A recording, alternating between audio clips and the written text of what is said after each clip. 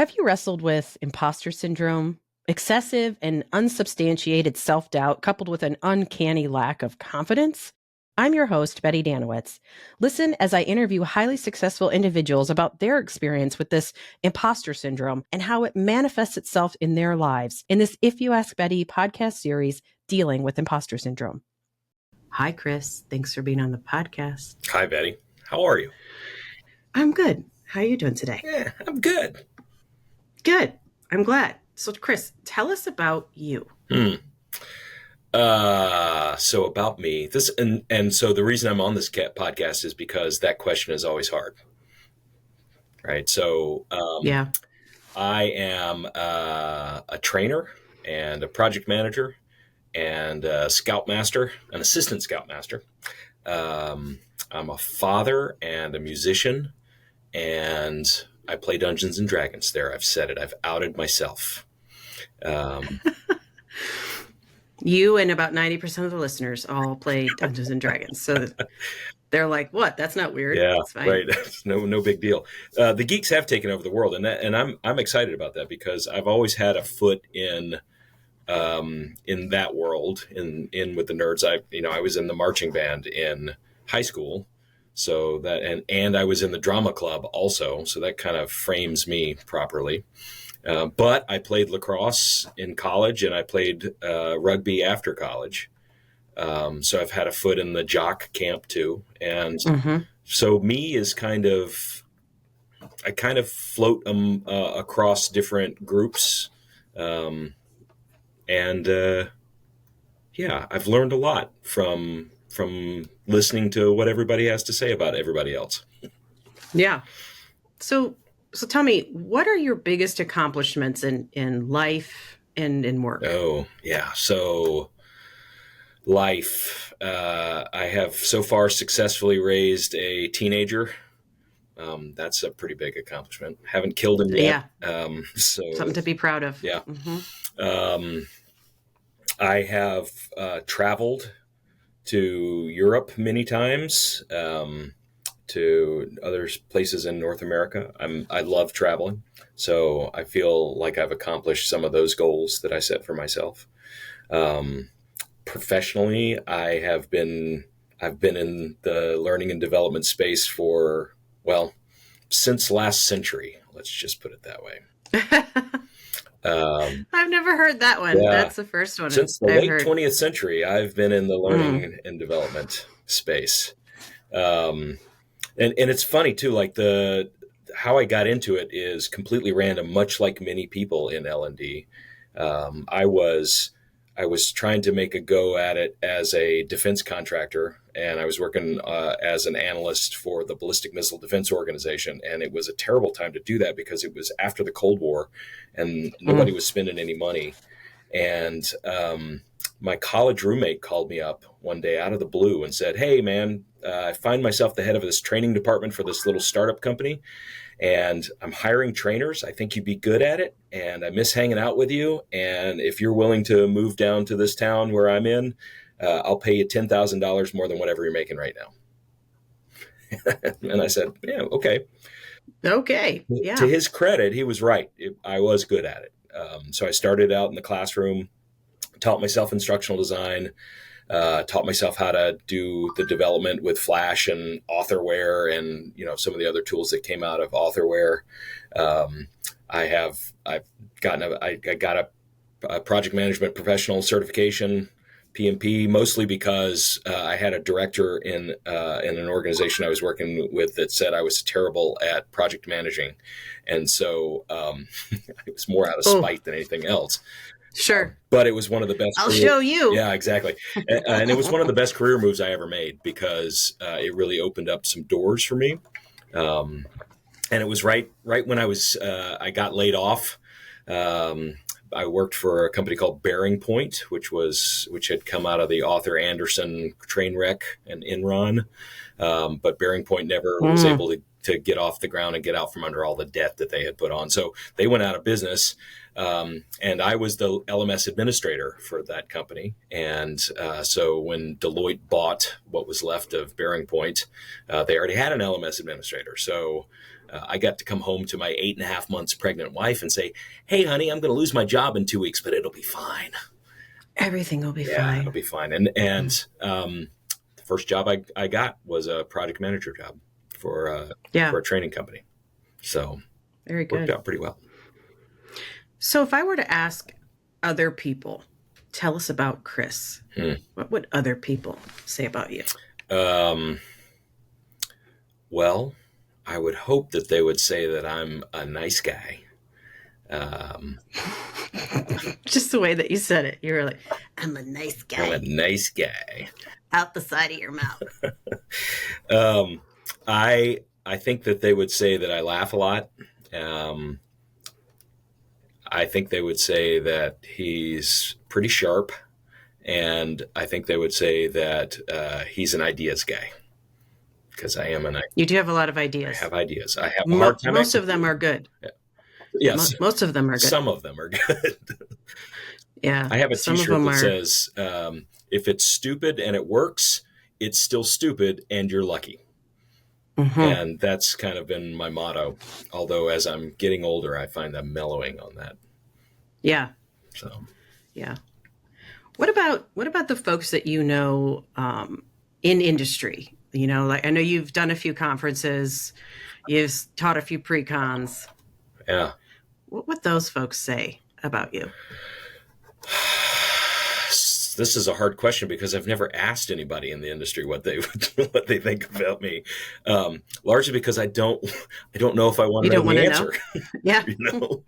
So I don't know, Betty. And as I was looking through my background for this podcast, I realized that I'm speaking at Tech Learn this fall, and this will be my 50th presentation at a conference.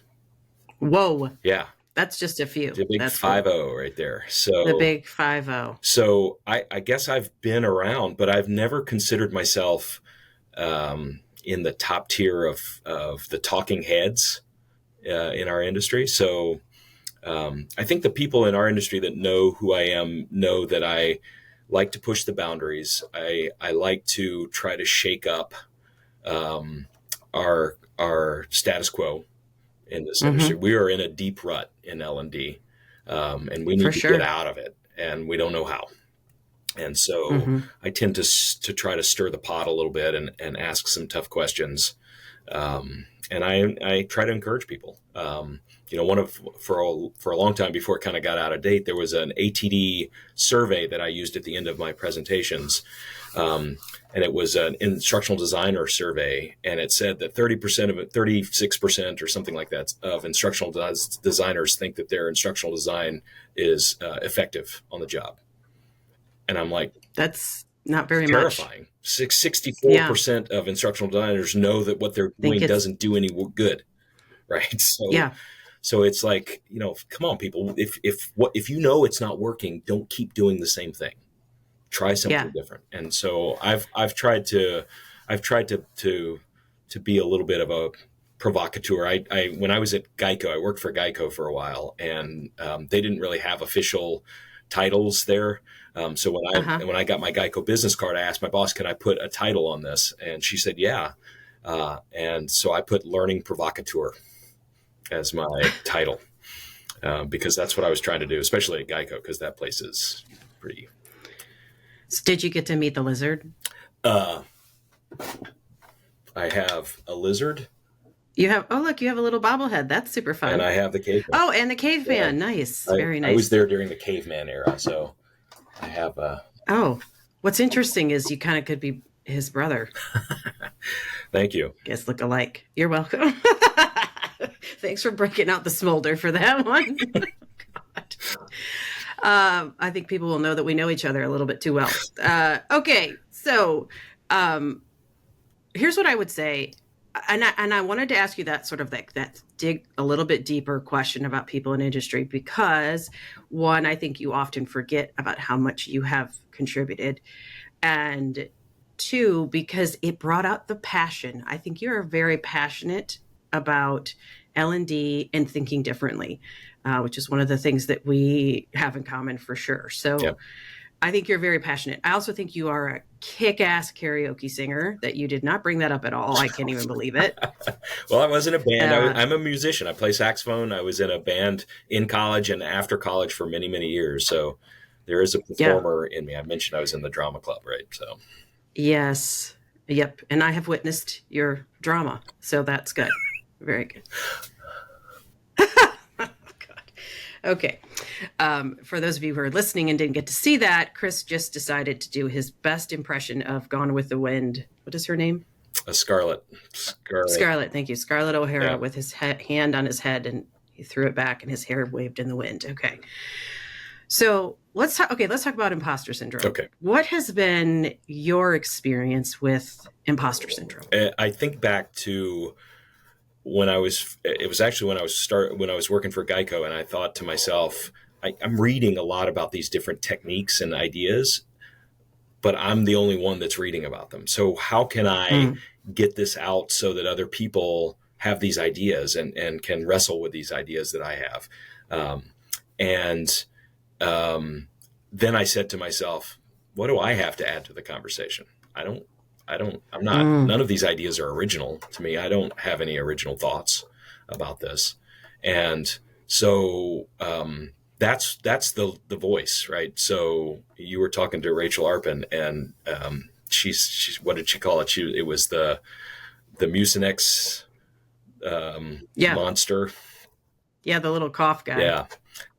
So this is actually, so my son, like many middle schoolers after COVID, wrestled with mental health issues. And so he had a lot of anxiety. And we went to a therapist with him, and she taught him some techniques about naming that voice, the voice inside your head that's telling you all of those negative thoughts. And the funny thing is over COVID, we had watched Ferris Bueller's Day Off. And remember the scene where they've gone into town in Cameron's dad's car, and they drop it off at the parking garage. Right. My son, all of 10 years old, leans forward in his seat at that scene and says, "No, Cameron, don't leave it there. Something bad is going to happen." And so that's the setup for this. So fast forward to COVID, or after COVID, and the therapist says, name the voice so that you can talk about the voice or talk back to the voice. And he said, "Oh yeah, I already got a name for the voice. The name's Cameron." And so I thought that was an amazing technique for figuring out how to push back against this idea that I don't have anything to share. I don't have anything, ideas that anybody wants to hear. Name that voice. That's right. And Rachel helped you with a cartoon character. She did. A mascot. It's the imposter monster. The imposter monster. Yeah. That's right. Yeah. So now you just got to find a name for that, and it should be your own individual name. Yeah, for sure. So when have you experienced imposter monster? You said you talked a little bit about Geico. Yeah. Pretty much every time I'm right about to go up on stage to present at a conference, I'm like, why am I here? What do these people have to do? And I'll say that I have spoken to rooms of 6 or 7 people, and I have spoken in rooms of 250, 300 people. But it doesn't matter the size of the crowd, because that's not the point. The point is that voice inside my head saying, they're going to figure you out. They're going to find out what's going on. But what I did with my own voice is I have a degree in history and political science, mostly because I didn't want to do math in college. But I have discovered that it's a good reason. It's a really good reason. It's a legit reason, right? Yeah. I have discovered that I use the skills that I learned as a historian all the time. There are writing skills, there are critical thinking skills, there are research skills that I use every day. So my experience with a liberal arts degree is that go get it, go get one, because it is super valuable, what they teach you. It's Mm-hmm. just not going to be super valuable doing that thing as that kind of person, you know? Sure. That So makes I'm sense. not a historian, but history taught me that there are primary sources and there's secondary sources. And it's like a ring. There are the people that saw the event and described it in writing, and that's the inner ring of the circle. And then the outer ring is secondary circle, or the outer ring is secondary sources, and the third ring is tertiary sources. And the tertiary sources are the people that are talking about what the secondary sources said. Mm. And the Mm-hmm. secondary sources are talking about what the primary sources said. And there's a need for all three kinds of sources because the Mm-hmm. tertiary sources have that broad, big view, and it's usually a big view over time. So they're able to consolidate, and they're able to pull all that information together, summarize it. And that's important because tertiary sources is often the way most people learn about a history. That's something that happened in history. And so I realized that by pulling all this information together from different sources and presenting them out as, hey, have you thought about this? Have you thought about that? Have you thought about this? That's kind of what tertiary sources do. And Mm-hmm. so I Mm-hmm. realized I'm reading all these things. I'm thinking about all these things. I'm making these connections. Sharing those helps other people see that there are connections to be made. And they may not agree with me. They may think that I'm off base. But if I can make them think about things and think about something in even a slightly different way, I feel like I've accomplished something. Yeah.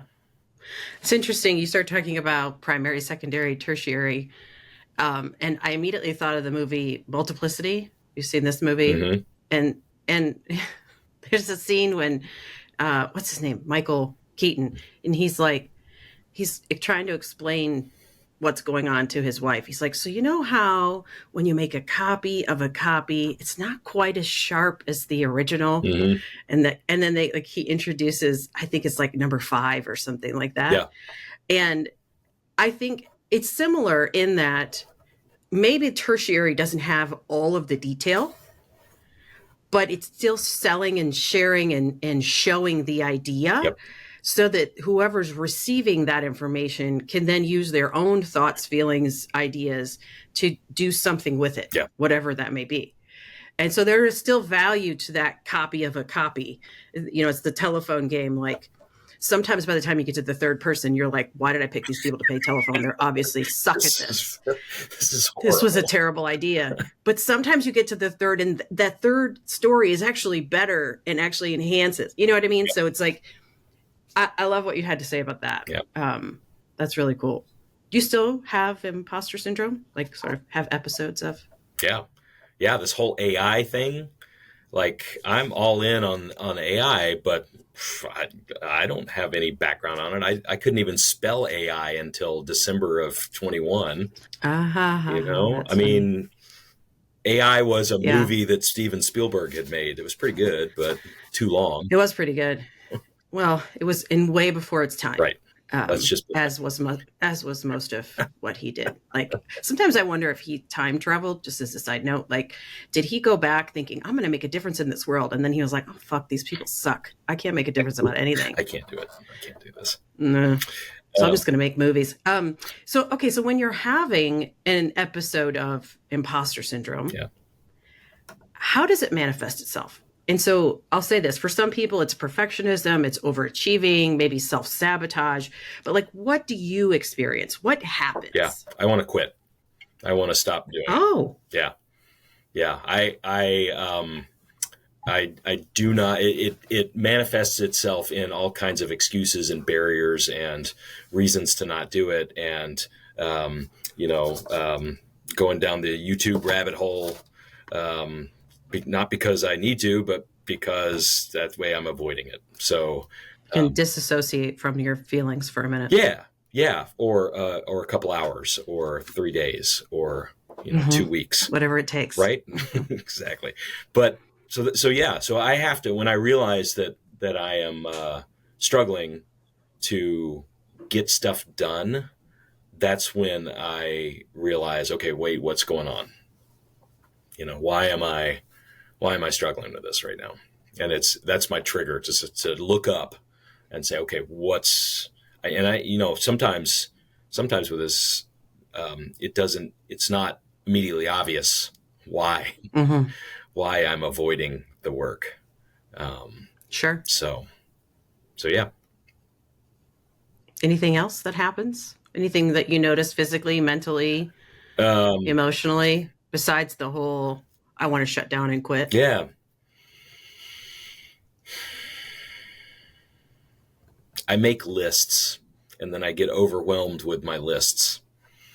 I had a really beautiful Todoist system going back in 2017, 2018. And it collapsed under its own weight because I had over 300 tasks. And there's just no way I was ever going to get those done. So that, that's what I would do is I would, cause I've read all the advice that says, if you get distracted about this, I think I probably have a little undiagnosed ADD, because if you get distracted by this, make a note of what you want and then go back to what you're doing. So you stay focused on what you're doing. And the result of that was 370 something tasks that were getting delayed every day. And so you proved it. You're really good at taking notes. I am good at that. Yeah. And you might have ADD. You might also just be Gen X. I have a theory that a lot of us, there's nothing, I'm not diminishing ADD or ADHD, but I am saying that a lot of us in Gen X exhibit some of those behaviors. And I just wonder if it's something that has to do with the way we were raised, the television we watched, the absence of the internet. Like, I don't know. But that's just a side. That's a side. I'm not arguing with you. I'm not going to research it. I'm just going to continue to say it out loud, just so you know. You're going to manifest it. You say it often enough. It's going to manifest it. Yeah. So when you think about the way that this imposter syndrome manifests itself in your life, like you think about how, it makes you want to quit. You make lots of lists. Are there other contributing factors that sort of make these things happen? So like in previous episodes, we've talked about common triggers, right? So people like new at a job, being newly evaluated, feeling isolated and alone. But here's what I want to know. Like, so I believe like a lot of those are very common, but is there something about you, maybe about your past or your present, or just something about you as a human that makes this imposter syndrome phenomenon happen, or even makes it worse and increases the impact? I think new situations, I think new subject areas. So the AI thing, back to the AI thing, right? So nobody knows AI at this point. I mean, there's people that are ahead of everybody else, the Josh Cavaliers and the Marcus Bernhardts and people like that who are spending day and day and day doing stuff. This is what they do, right? This is what they do. And they talk about it. And so they're there. That's the secondary source, right? They're not the data scientists that are building AI, but they are close to those people. And so they're the second ring outside of that. And I'm on the third ring outside of that. So I'm clearly experiencing the same kind of thing I was experiencing back when I worked at Geico. And that's, what do I have to say about this? But I contrast that. What I do is I do stuff. I do things, and that's my way to try to get over it. And so, I've written a GPT that will create a multiple choice question. You feed it the content, tell it what learning objective you're looking to check, and it will create a scenario-based multiple choice question with 3 distractors and a correct answer, and then feedback on each one of the distractors that's tailored to that distractor. And it adds, as part of the feedback, why it's the wrong answer and what the right answer is. Right. Wow. And so I can just plug in content, type in a learning objective, and I get a question. And to me, that is phenomenally useful, because I hate knowledge checks. I can't write them to save my life. And even Joe Average large language model writes them as good as I could. So why shouldn't I be doing this way. Sure. Sure. And if you're using your AI tool as a first draft, there's nothing wrong with that. And so that's the other part of this is the way I'm doing it, using AI as a coworker, as an assistant. That's exactly right. Ethan Mollick is one of the AI thinkers that I've been following, and he says, think of your AI tool as an eager but green intern. Sure. Right? And AI is clippy. Clippy, but more powerful. Sure. Yeah, Sure. Clippy couldn't answer any of our questions. No, but if God bless him, no, but if Clippy had suddenly become a binder clip, right?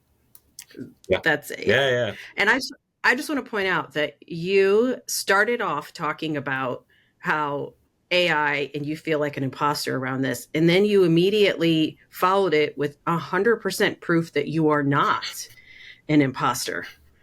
Like undeniable proof because you created this cool GPT that does this thing and you're actually using it, but you still feel inside like they're going to figure out that you're a fraud because you don't know what you're talking about. That's right. And the other part of that, the other thing that I do is I talk about how I use AI because, one, I really would feel like a fraud if I was trying to pass all this stuff off as work that I'm actually doing. Mm-hmm. And two, I'm not worried about AI taking my job. I'm worried about someone who knows AI better than me taking my job. Right. And so I'm going to talk about what I'm doing with AI because I want people to know that I'm good at AI. Yes. Right. And I know how to talk to a large language model. I know how to write a pretty detailed, pretty complex prompt that will get results. I've built things where I've got a rubric and I've got an assignment and I can upload both of those things into AI and I have a prompt that will grade the assignment based on the rubric. So these are cool things. Why shouldn't we? Those are really cool.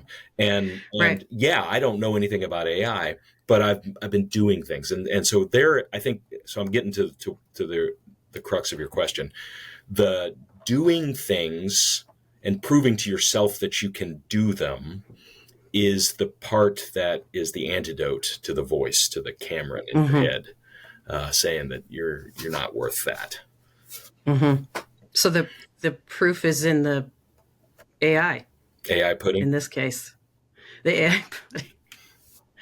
No, let's not give anybody else ideas of what to do with AI. Okay. No, sure AI could make pudding yet. See, now you've give that idea to somebody, and now there's going to be AI pudding. TM. One more question around that whole thing, though, in the whole AI, and you're feeling like an imposter with it. Don't you host a podcast about AI? It's just a series, and it has wrapped up. But yes, I've been talking to those secondary sources.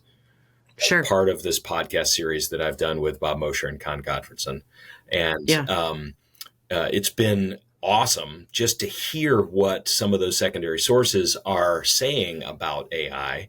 Vince Hahn talked about we're not that far away from an AI that has a multimodal, omni-channel AI. So that's a lot of big words, but what that means is an AI that can be aware of its surroundings.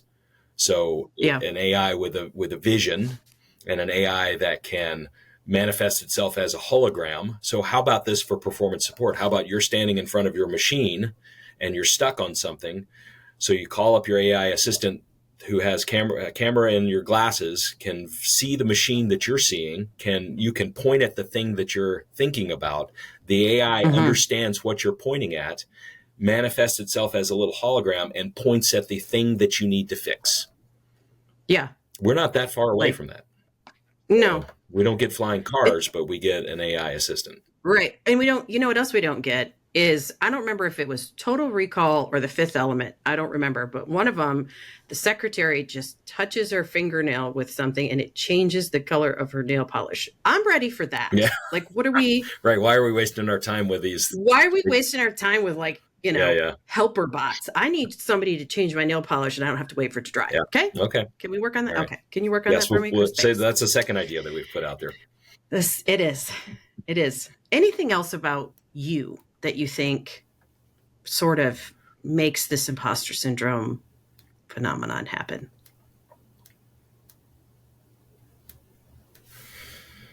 I don't know why it happens, Betty. That's Um, fair. I mean, I think it's probably because I don't think of myself as an expert. Um, Are you an expert in anything besides hair care because you have Pantene hair? so I this is the Pisces in me, right? We Pisces don't think always. We always know that there's somebody better at whatever we're doing, right? Okay. So as a saxophonist, I'm not the best saxophone player in the world. Um, Not even close. So, Sure. and I have played in bands with people that are better musicians than me. So I know that I'm not great at that, but I love playing saxophone. So I'm very passionate about it. Um, Hmm. I love entertaining. And so I'm not in the best band in the world, but we go out and we have fun when we do it.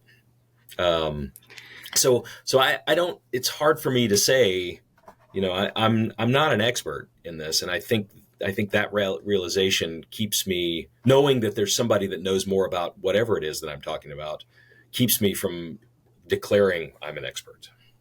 Sure. So, and one other thing, and then I'll get to the last question, and that is what is your, what's your birth order? Are you an only? Are you the first? Are you a baby? Are you a middle child? Yeah, I'm a first, and my sister is 5 years younger than me, and my mom will tell you that it was like raising two only children because Yes. the age Yeah, gap was so big. that is a bit of a gap. But I imagine that changes when you're all together. Because when you're all together, you're first and she's a baby. Yeah, But maybe separately, you sort of operate a little bit more as an only. yeah, Do you think that has anything to do with? maybe. I mean, I grew up in the Air Force. We moved every 2 years. And I moved in the middle of the school year twice. Mm, So I learned ugh, very early on that how to make friends, how to read the room. I'm the kind of person that will sit in the back of the reception for the first half hour and just watch people until I have an understanding of the rules. And then once I uh-huh. understand the framework, then I feel free to work and flourish inside of that framework. Yeah. And so I think that might have something to do also with how I think about imposter syndrome, because I'm watching other people and I'm always amazed at how smooth they are, or how charming they can be, or how much they know about something. I think you said once in one of your shorts that everybody else is an NPC in your story. Mm, And I really appreciated that, because that kind of perspective has helped me frame everybody else in my own story. And there are NPCs that can move the story forward, and there's NPCs that are just kind of background noise. you know. yep. And those ones that are not part of your journey, basically their opinion of you is none of your business, Yep. and it really doesn't And it matter. doesn't have any impact at all. Just an NPC. Yep. Yep. That's correct. Yeah, I that didn't originate with me. I think I heard it from Mel Robbins, who heard it from somebody else, who probably heard it from somebody else. Primary, But my secondary, goodness, is it tertiary. ever? Yeah, is it ever? I think effective in helping sort of just write your whole. When you start to like lose it and you're like spiraling and you're like, oh my god, these people hate me, blah blah blah. Yeah, And yeah. you're like, wait a minute, these people don't really matter. They don't. Not really, not really. And it sounds rough, but it's true. That's the Gen In X in you right there.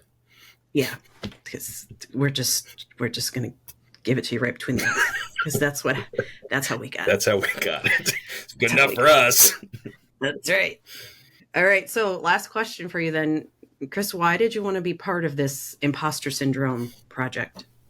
Betty, when Betty asks you to be a part of something, you do it. I mean, I didn't realize there That was a is choice. true. So I didn't realize there was a choice, but I was also intrigued, and I was curious about the self-reflection opportunity. And so when we're done here, I can give you my my health insurance information so that I can send your bill to the right place for the therapy session. But yeah, it was an opportunity to kind of sit back and think about it. And while I might even have a little imposter syndrome about having imposter syndrome, Fair. So that's fair. So it was an opportunity for me to sit back and say, hey, is that something that I deal with? Because I see it's such a buzzword on the news feeds for the last couple of years. And so I always blow past those because I'm like, I'm not really. But upon reflection, I do struggle with it. And then came well, do I want to admit that? Sure. Right. Because if I name it, then people will know that I'm an imposter. Or will they? Because I've always said that imposters don't have imposter syndrome because they know that they're an imposter. So there's no syndrome to it. No. They know that they're lying. They know that so they don't have that. So all they have is confidence, even though it's fake. Mm-hmm. Yeah. I like it. Well, I'm so grateful that you shared with us. And thank you so much, Chris King, for sharing your experience with imposter syndrome with us. And thanks to the listeners. I hope that you will continue with the series and hear more stories about dealing with imposter syndrome. There's so many amazing people that deal with this every day, and sharing their story helps them and you feel less alone. So be sure that you follow If You Ask Betty on LinkedIn and YouTube for more episodes and resources, and tell your friends about it. Hit that share button so they too know that they're not alone. Peace out.